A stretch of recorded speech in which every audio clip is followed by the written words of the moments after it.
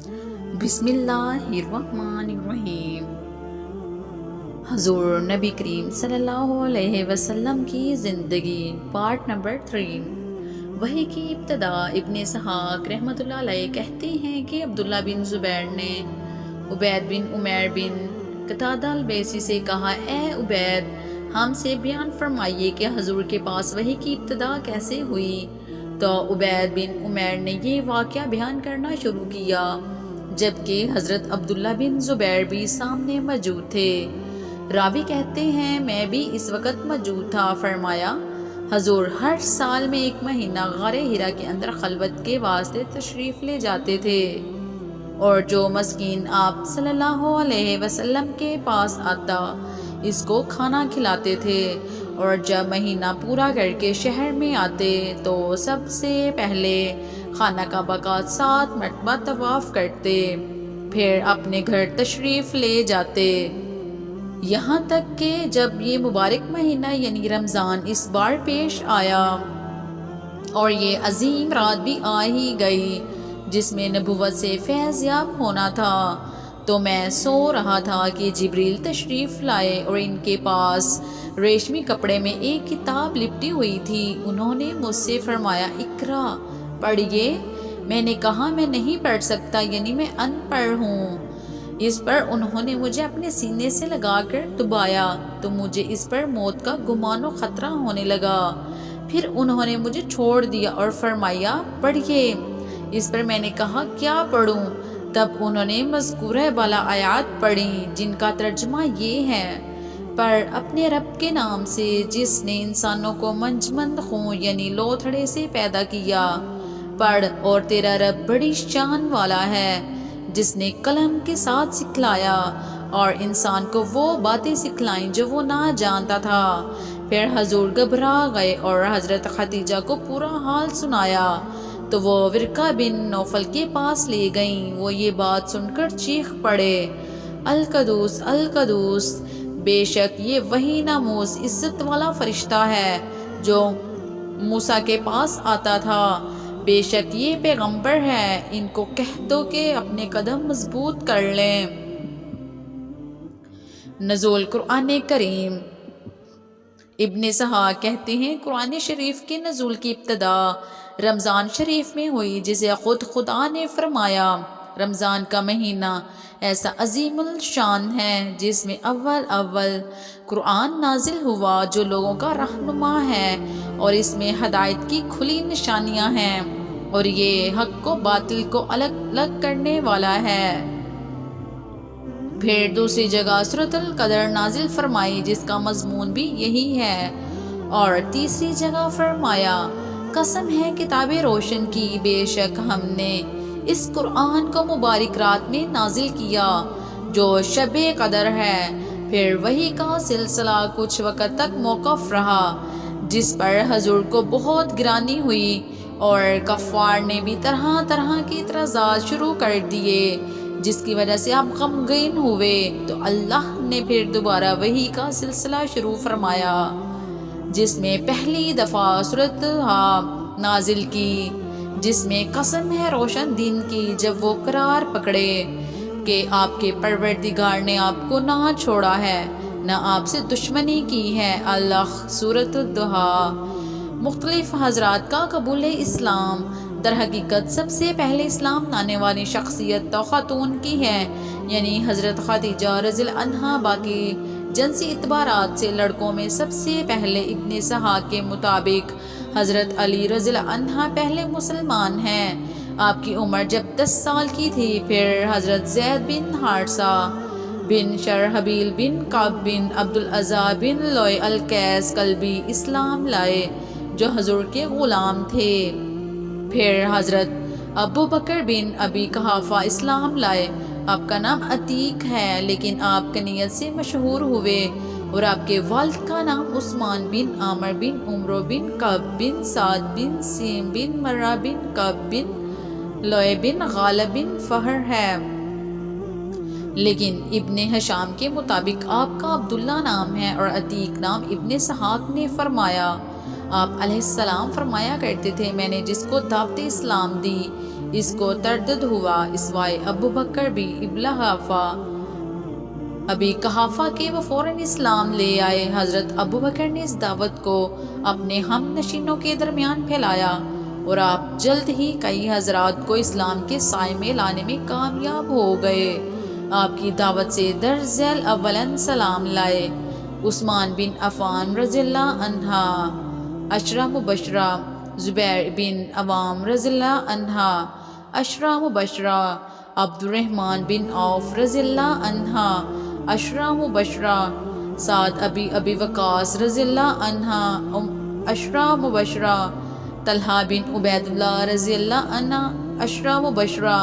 5 ہی اور 3 پہلے یہ 3 مل کر حضور کے ساتھ نماز ادا فرماتے، پھر ان کے بعد ابو عبیدہ اسلام لائے، یہ بھی عشرہ مبشرہ میں سے ہیں۔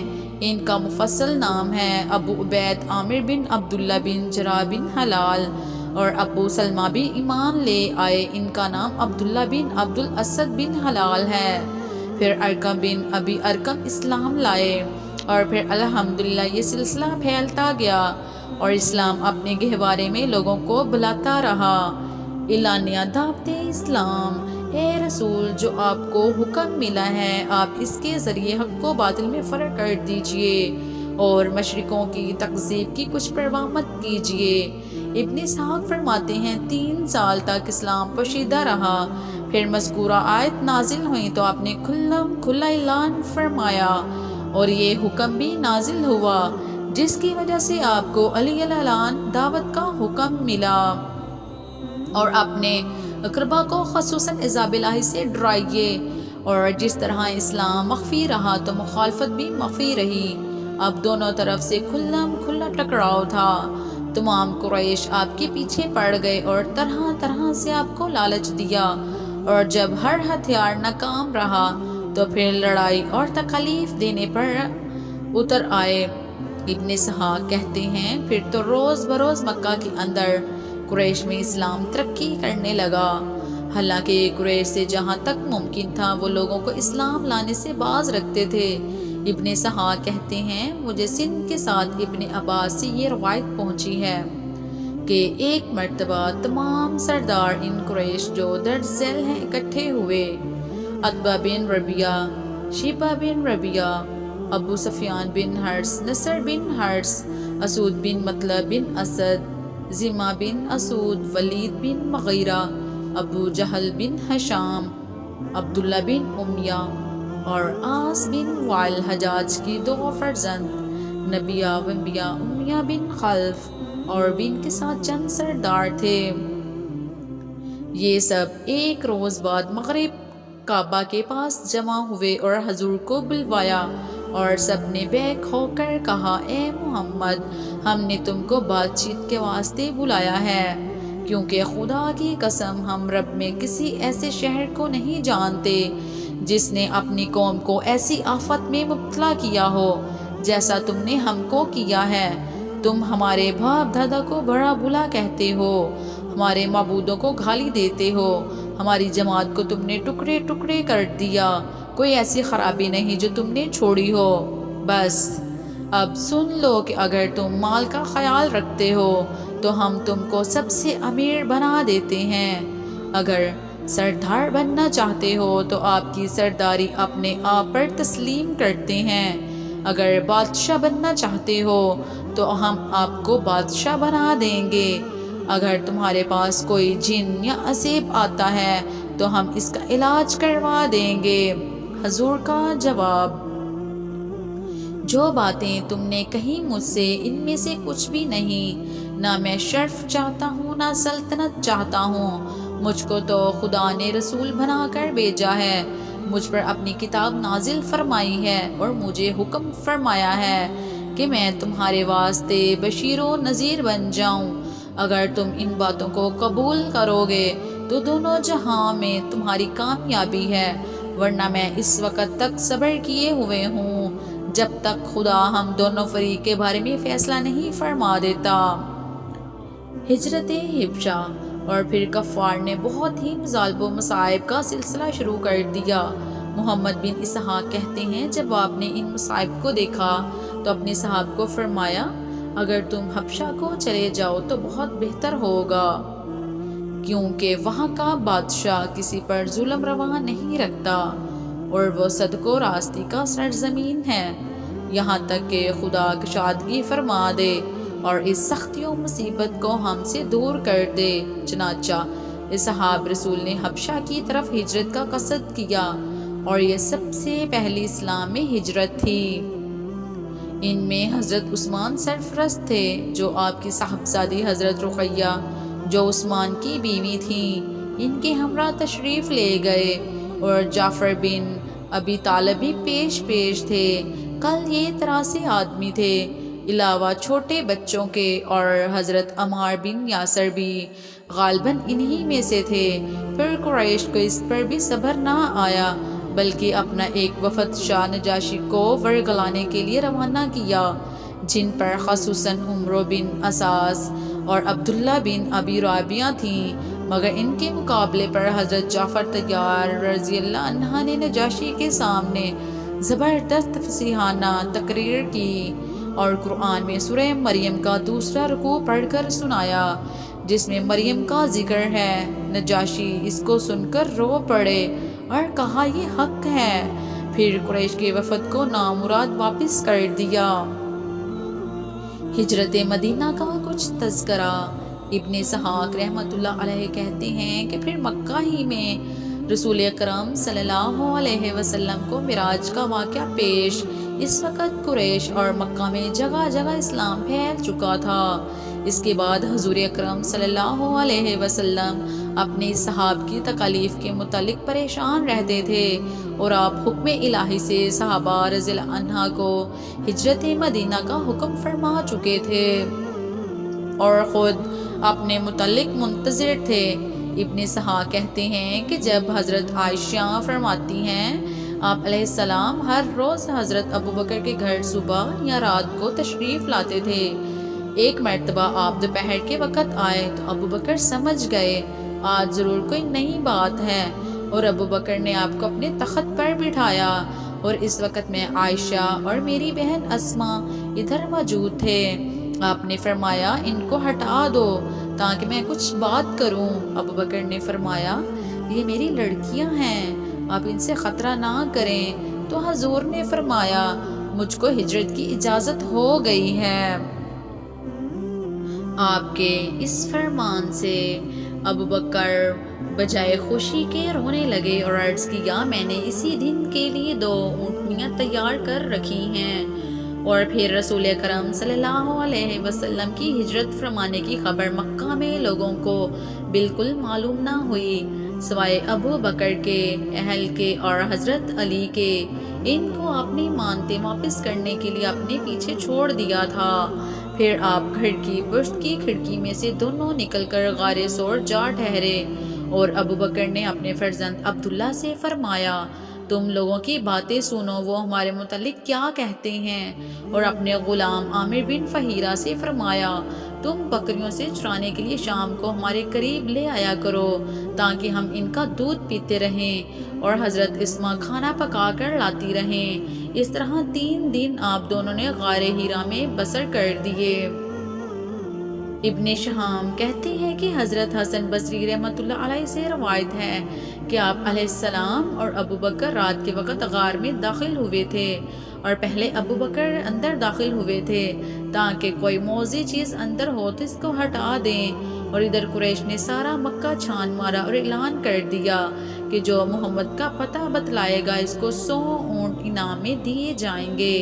عبداللہ بن ابی بکر یہ ساری خبریں لے کر رات کو غار میں پہنچے، اور عامر بکریوں کو ہانک لاتا اور اسما رحمۃ اللہ علیہ کھانا تیار کر لاتی جبکہ یہ ابھی چھوٹی بچی تھیں، اور پھر اسی طرح 3 دن بسر ہو گئے اور لوگوں کا شور و غوغا کم ہو گیا۔ جیسے ہی ان کا شور و غل کم ہو گیا تو آخری دن سامان باندھنے کی تیاری ہوئی، مگر اسما ساتھ کوئی کپڑا وغیرہ سامان باندھنے کے لیے نہ لائی تھیں، جس کی وجہ سے انہوں نے اپنا نطاق پھاڑ اور 2 ٹکڑے کیے، ایک میں مشکیزہ دوسرے میں دیگر سامان باندھ دیا جس پر آپ نے ان کو جنتی نتاقی کی خوشی خبری دی اور ان کا تب سے ذات التاقین نام پڑ گیا۔ مدینہ میں تشریف آری۔ جیسے ہی مدینہ میں تشریف آری ہوئی تو نبی کریم صلی اللہ علیہ وسلم، ابن اسحاق کہتے ہیں کہ رسول اللہ صلی اللہ علیہ وسلم قباء میں پیر منگل بدھ اور جمعرات تک رہے اور یہاں کی مسجد قباء کو آپ نے مستحکم فرمایا۔ پھر جمعے کے دن یہاں سے بنی سالم بن عوف میں آئے اور جو مسجد وادی رانونا میں ہے اس میں پہلا جمعہ ادا فرمایا اور آپ مدینہ کو چل پڑے۔ اتبان بن مالک اور عباس بن عبادہ یعنی بنی سالم کے چند لوگ پہلے سے آپ کے پاس پہنچ گئے اور عرض کیا، ہمارے ہاں یہیں تشریف فرما ہوں اور ہمارا سارا قبیلہ آپ کی خدمت و حفاظت کے لیے حاضر ہے۔ آپ نے اونٹنی کے ارادے پر چھوڑ دیا۔ جب بنی بیازا کے محلے میں پہنچے تو ان کے محلے میں پہنچ کر تو وہاں کے سردار زیاد بن باید اور فرا بن عمرو اپنی قوم کے ساتھ آئے اور ان کے ساتھ بھی وہی گفتگو ہوئی۔ پھر بنی سائرہ تک پہنچے تو سعد بن عبادہ اور مندر بن عمر اپنے لوگوں کے ساتھ حاضر ہوئے، مگر ان کو بھی وہی جواب مرحمت فرمایا، یہاں تک کہ اونٹنی بنی حرس بن حضرت سے ہوتی بنی عدی بن نجار میں پہنچی۔ یہ آپ کا ننیال تھا، یہاں بھی وہی ہوا۔ حضرت ایوب انصاری کی خوش بختی۔ حتیٰ کہ جب مالک بن نجار کے ہاں تک پہنچے تو جہاں مسجد نبوی کا دروازہ تھا وہاں اونٹنی بیٹھ گئی اور یہ زمین مذکورہ ایک شخص کے 2 یا 3 لڑکوں سہل و سہیل کی تھی اور یہ دونوں معاذ بن افرا کی تربیت و پرورش میں تھے، لیکن ابھی آپ اترے نہ تھے کہ اونٹنی دوبارہ اٹھ کھڑی ہوئی اور آگے چل پڑی اور پھر جیسے ہی وہ چلی پھر واپس آ کر پہلے والی جگہ پر بیٹھ گئی اور یہاں ابو ایوب انصاری کا گھر قریب تھا۔ وہ خوشی سے پھولے نہ سمائے اور لوگوں کا جو غفیر ساتھ جو اپنے دلوں میں بڑی حسرت لیے ہوئے تھے۔ پھر حضرت ایوب نے خود لکڑی کا پالان اونٹنی سے اتارا اور اپنے گھر رکھ دیا اور آپ ان کے مکان میں ٹھہر گئے۔ غزوہ بدر۔ سیرت ابن ہشام میں ہے کہ حضرت ابن اسحاق رحمۃ اللہ علیہ سے فرمایا کہ حضور اکرم صلی اللہ علیہ وسلم کے کانوں میں اطلاع پڑی کہ ابو سفیان ملک شام سے قریش کا بہت بڑا تجارتی قافلہ لے کر آ رہا ہے، جس میں 30 یا 40 افراد بہت سارا مال لا رہے ہیں۔ حضور نے صحابہ کو جنگ کی تیاری کا حکم دیا اور ادھر ابو سفیان کو بھی کسی کے ذریعے علم ہو گیا کہ محمد صلی اللہ علیہ وسلم نے اپنے صحابہ کو جنگ کی تیاری کا حکم دیا ہے۔ اس نے فوراً قاصد کو مکہ دوڑایا، جس نے جا کر سردار قریش کو خطرے کی اطلاع دی اور وہاں سے لشکر جرار اسلحے سے لے کر آ گیا۔ ادھر حضور علیہ السلام اپنے قافلے کو لے کر روانہ ہو گئے اور آپ کو بھی ان کے لشکر کی روانگی کا علم ہو گیا۔ اس طرح قریش غفار کے 2 لشکر تھے، ایک مال والا اور دوسرا جنگ والا۔ فرمان الہی ہے اور اس وقت کو یاد کرو جب خدا تم سے وعدہ کر رہا تھا کہ 2 گروہوں میں ایک گروہ تمہارا ہو جائے گا اور تم چاہتے تھے کہ جو قافلہ بغیر ہتھیار والا ہے وہ تمہارے ہاتھ آ جائے، اور خدا چاہتا تھا کہ اپنے حکم سے حق کو ثابت کر دے اور کافروں کی جڑ کاٹ کر پھینک دے تاکہ سچ کو سچ کر دے اور جھوٹ کو جھوٹ کر دے، خواہ مشرق ہوں نہ خوش ہی ہوں۔ جب تم اپنے پروردگار سے فریاد کرتے تھے تو اس نے تمہاری دعا قبول کر لی تھی کہ ہم 1000 فرشتوں سے جو ایک دوسرے کے پیچھے آتے جاتے رہیں گے تمہاری مدد کریں گے، اور اس مدد کو خدا نے صرف بشارت بنایا تھا تاکہ تمہارے دل اس سے اطمینان میں ہوں، اور مدد تو اللہ ہی کی ہے، بے شک خدا غالب حکمت والا ہے۔ جب اس نے تسکین کے لیے تم پر نیند کی چادر اڑا دی تو تم پر آسمان سے پانی برسایا تاکہ تم کو اس سے نہلا کر پاک کر دے اور تم سے شیطانی نجاست کو دور کر دے، اور اس لیے بھی کہ تاکہ تمہارے دلوں کو مضبوط کر دے اور تمہارے قدم مضبوط کر دے۔ جب تمہارا رب فرشتوں کو فرماتا تھا میں تمہارے ساتھ ہوں، تو تم مومنوں کو تسلی دو کہ ثابت قدم رہیں، میں ابھی ابھی کافروں کے دلوں میں رعب و ہیبت ڈالتا ہوں، بس تم ان کی گردنیں اڑاؤ اور ان کے پورے پورے تک کاٹ ڈالو۔ یہ اس لیے کہ انہوں نے اللہ اور اس کے رسول کی مخالفت کی، اور وہ شخص خدا اور اس کے رسول کی مخالفت کرتا ہے تو خدا بھی سخت عذاب دینے والا ہے، یہ چکھو، اور کافروں کے لیے جہنم کا عذاب ہے۔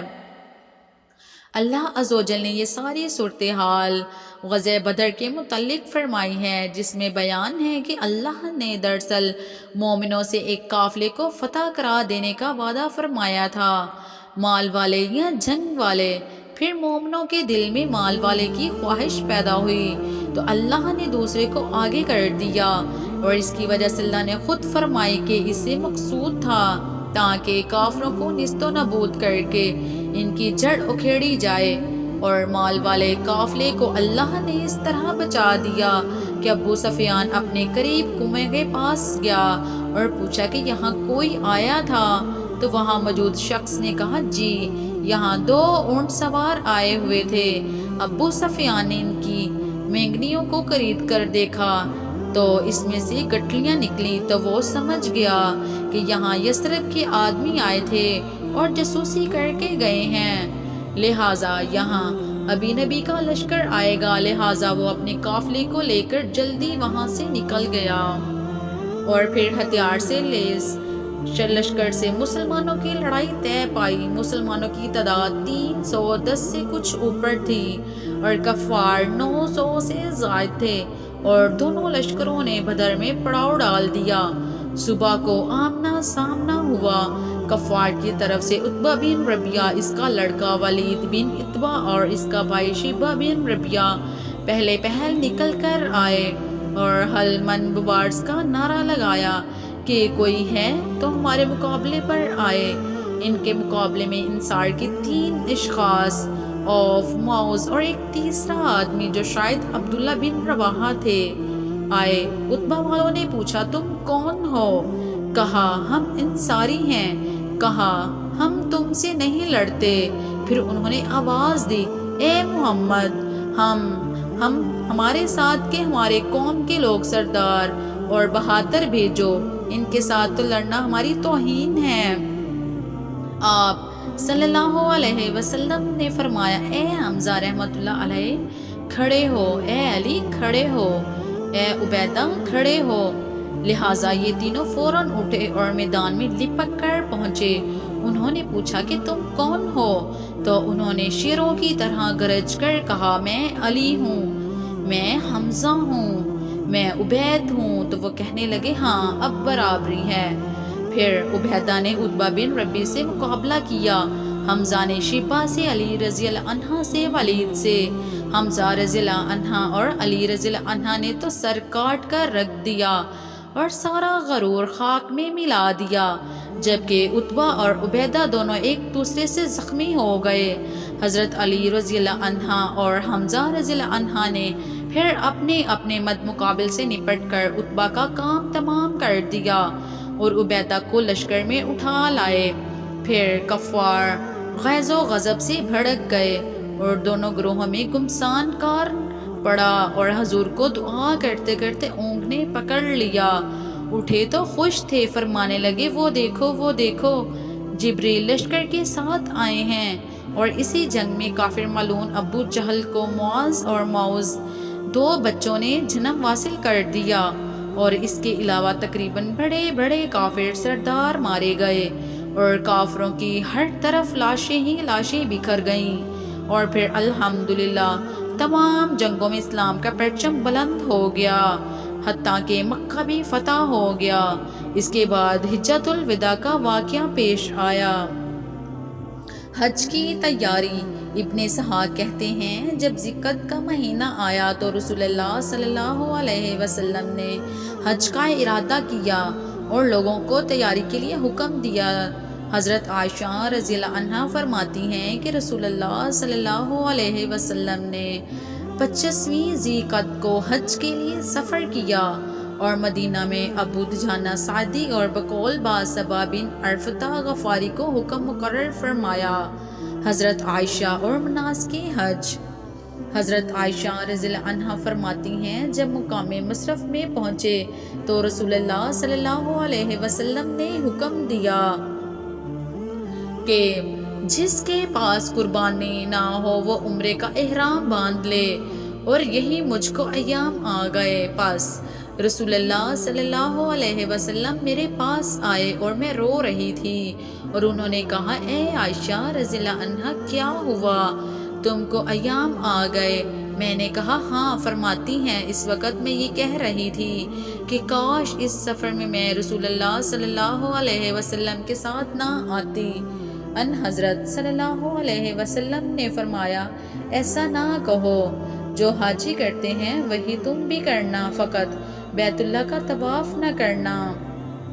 کہتی ہیں جب لوگ مکہ میں آئے تو جنہوں نے عمرے کا احرام باندھا تھا سب نے احرام کھول دیے، اور نبی پاک صلی اللہ علیہ وسلم کی عورتوں نے بھی عمرہ ہی کیا تھا۔ پھر جب قربانی کا دن ہوا تو گائے کا بہت سا گوشت میرے گھر آیا۔ میں نے دریافت کیا یہ کیسا ہے؟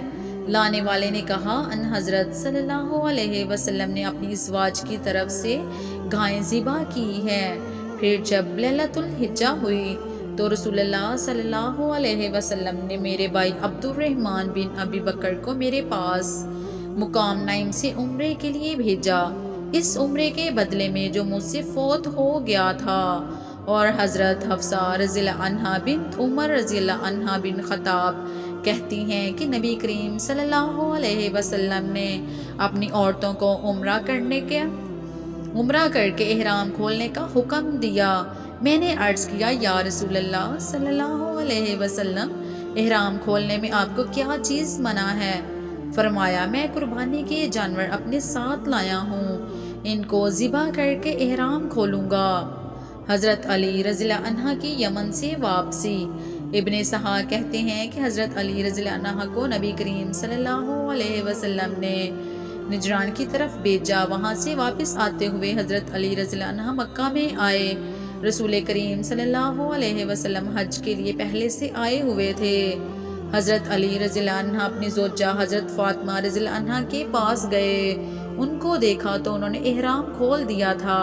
حضرت علی رضی اللہ عنہ نے پوچھا اے رسول خدا کی صاحبزادی، تم نے بھی ابھی احرام کھول دیا؟ حضرت فاطمہ رضی اللہ عنہ نے فرمایا ہاں، ان حضرت صلی اللہ علیہ وسلم نے ہم کو عمرے کا حکم دیا تھا، ہم نے عمرہ کر کے احرام کھول دیا۔ پھر حضرت علی رضی اللہ عنہ حضور صلی اللہ علیہ وسلم کے پاس آئے، اور جب اپنے سفر کے حالات بیان کرنے سے فارغ ہوئے تو رسول پاک صلی اللہ علیہ وسلم نے فرمایا تم جا کر طواف کرو، اور جیسے اور لوگوں نے احرام کھول دیا ہے تم بھی کھول دو۔ حضرت علی رضی اللہ عنہ نے عرض کیا یا رسول اللہ، میں نے یہ نیت کی تھی کہ اے اللہ، میں وہ احرام باندھتا ہوں جو تیرے نبی اور تیرے بندہ اور رسول محمد صلی اللہ علیہ وسلم نے باندھا ہے۔ ان حضرت صلی اللہ علیہ وسلم نے فرمایا تمہارے پاس قربانی بھی ہے؟ حضرت علی رضی اللہ عنہ نے عرض کیا قربانی تو نہیں ہے۔ بس نبی کریم صلی اللہ علیہ وسلم نے اپنی قربانی میں ان کو شریک کیا، اور یہ اسی احرام کے ساتھ رہے، اور ان حضرت صلی اللہ علیہ وسلم کے ساتھ احرام کھولا، اور رسول اللہ صلی اللہ علیہ وسلم نے ان کی اور اپنی دونوں کی طرف سے قربانی کی۔ تو اس طرح حضور نے حج کرا فرمایا۔ حضرت علی رضی اللہ عنہ کے خلاف شکایت۔ یزید بن رکانہ کہتے ہیں کہ جب حضرت علی رضی اللہ عنہ رسول اللہ صلی اللہ علیہ وسلم سے ملنے کے لیے مکہ میں آئے تو لشکر کو پیچھے چھوڑ آئے، تو ایک شخص کو اس پر حکم فرمایا۔ جیسے ہی انہوں نے ایک شخص کو اس پر حاکم مقرر کیا تھا، تو اس شخص نے توشہ خانہ میں سے ایک ایک نفیس کپڑا نکال کر سارے لشکر میں تقسیم کر دیا، اس کو اور لیا جائے۔ جب یہ لشکر اس صورت سے مکہ کے قریب پہنچا تو حضرت علی رضی اللہ عنہ ملنے کے لیے تشریف لائے اور ان کپڑوں کو دیکھ کر اس شخص سے جس کو حاکم کیا تھا پوچھا، یہ کیا بات ہے؟ اس نے کہا، میں نے یہ کپڑے اس لیے تقسیم کیے ہیں تاکہ یہ لشکر لوگوں میں اپنی عزت ظاہر کرے۔ حضرت علی رضی اللہ عنہ نے فرمایا، تجھ کو خرابی ہو، یہ کپڑے ان لوگوں سے لے کر توشہ میں آپ صلی اللہ علیہ وسلم کے پاس پہنچنے سے پہلے داخل کر۔ چنانچہ وہ کپڑے سارے لشکر سے لے کر داخل کیے گئے۔ لشکر کے لوگوں نے رسول اللہ صلی اللہ علیہ وسلم سے حضرت علی رضی اللہ عنہ کے اس برتاؤ کی شکایت کی۔ رسول مقبول صلی اللہ علیہ وسلم نے فرمایا، اے لوگو، علی رضی اللہ عنہ کی شکایت تم نہ کرو۔ علی رضی اللہ عنہ خدا کے معاملے میں بہت مضبوط ہے، اس کی شکایت کرنے لائق نہیں ہے۔ خطبہ حجۃ الوداع۔ ابن اسحاق کہتے ہیں، پھر رسول اللہ صلی اللہ علیہ وسلم نے حج کیا اور لوگوں کو مناسک حج یعنی حج کے قاعدے اور طریقے بتلائے، اور پھر آپ صلی اللہ علیہ وسلم نے ایک طویل خطبہ پڑھا اور بہت سے احکامات امت کے لیے بیان فرمائے۔ چنانچہ حمد و ثنا کے بعد فرمایا، اے لوگو، میری بات غور سے سنو، شاید آئندہ میں تم سے اس جگہ کبھی ملاقات نہ کروں۔ اے لوگو، تمہارے خون اور تمہارے مال آپس میں ایک دوسرے پر حرام ہیں، یہاں تک کہ تم اپنے پروردگار سے جا ملو، اسی طرح جیسے اس دن کی حرمت ہے اور اس مہینے کی حرمت ہے، اور بے شک تم اپنے پروردگار کے حضور میں حاضر ہوں گے اور وہ تم سے تمہارے اعمال کا سوال کرے گا، اور میں سب باتیں تم کو بتا چکا ہوں۔ پس جس شخص کے پاس کسی کی امانت ہو وہ اس کی امانت ادا کر دے، اور کوئی شخص اپنے قرض دار سے بجرزار اس مال کے سود نہ لے، کیونکہ سود ساقط کر دیا گیا ہے اور اللہ تعالیٰ نے اس کا فیصلہ فرما دیا ہے۔ اور عباس بن عبد المطلب، سود بھی ساقط اور جس قدر خون زمانہ جاہلیت کے تھے سب ختم ہے، اور سب سے پہلے جو خون زمانہ جاہلیت میں ختم کرتا ہوں وہ خون ابی ربیعہ بن حرث بن عبد المطلب کا ہے، جس کو بنی حزیل نے قتل کیا تھا۔ پس یہ جاہلیت کے خون معاف کرنے میں ابتدا کرتا ہوں، اور اے لوگو، اس تمہارے ملک میں شیطان اپنی پرستش کیے جانے سے نا امید ہو گیا ہے، یعنی ملک عرب میں کبھی اس کی پرستش نہ ہوگی، مگر ہاں اور چھوٹی چھوٹی باتوں پر وہ راضی ہو گیا ہے جن کو تم بڑے گناہوں میں شمار نہ کرو گے۔ پس تم کو اپنے دین کے شیطان سے حفاظت لازم ہے۔ اے لوگو، نسی کی بدعت جو کفار نے ایجاد کی تھی یہ کفر کی زیادتی میں شمار ہے، یعنی حرام مہینوں کو حلال مہینوں کے بدلے میں، حلال مہینوں کو حرام